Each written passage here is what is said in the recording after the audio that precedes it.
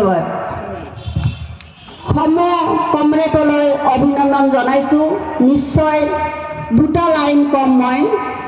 অংগনবাড়ী কৰ্মী সহায়িকাই দীৰ্ঘদিনীয়া দাবীৰ ফলত কিছু আদায় কৰিব লগা আছে, এতিয়াও বাকী আছে। যেতিয়া আমি 3 অক্টোবৰৰ পৰা আন্দোলনৰ পদত আছিলোঁ, আমাৰ অসমৰ মুখ্যমন্ত্ৰী মহোদয়ে কি কৈছে জানেনে? এওঁলোকে ৰাস্তাত চিঞৰিছে, অলপ সময় কান্দিব, অকণমান দিন শান্ত হ'ব। এনেকুৱা মুখ্যমন্ত্ৰীৰ তলত কাম কৰি আছোঁ। আশা বান্ধৱীসকলে ঠিক তেনেকৈ আন্দোলন কৰি আছে।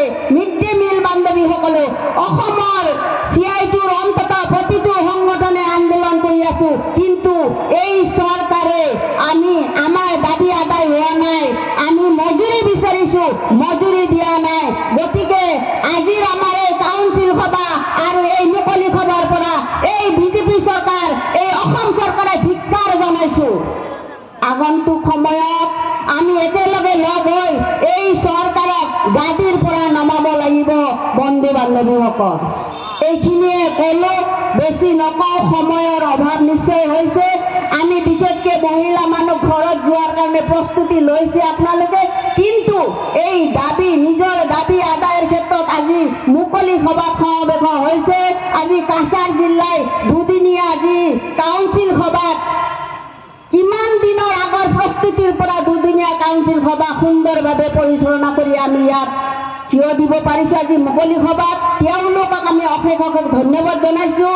আগন্তুক সময়ত আঁচনিভুক্ত কৰ্মচাৰী, মিড ডে মিল বান্ধৱী, আশা আৰু অংগনবাড়ী কৰ্মী সহায়িকাই একেলগে যৌথভাৱে আমি আমাৰ এখন গুহাৰি বনাই প্ৰতিটো পৰিয়ালত জনাব লাগিব বৰ্তমানৰ চৰকাৰে কি কৰি আছে। আঁচনি ঘোষণা কৰে, আঁচনি ৰূপায়ণৰ ক্ষেত্ৰত অংগনবাড়ী কৰ্মী সহায়িকাক লাগে। BLO, NRC, polio', Ayushman Bharat, Arunodoy, কিন্তু অংগনবাড়ী কৰ্মী আশাই অৰুণোদয় নাপায়। দুখ লগা কথা, আমি যেন মানুহ নহয়, আমি যেন যন্ত্ৰ, এটা যন্ত্ৰই যেন আমি কাম কৰি থাকোঁ। গতিকে বান্ধৱীসকল, বন্ধুসকল, নিৰ্মাণ শ্ৰমিকৰ কথা CITU সম্পাদক মহোদয়ে জনাইছে। এই চৰকাৰক আমি বুঢ়া আঙুলি দেখুৱাব লাগিব।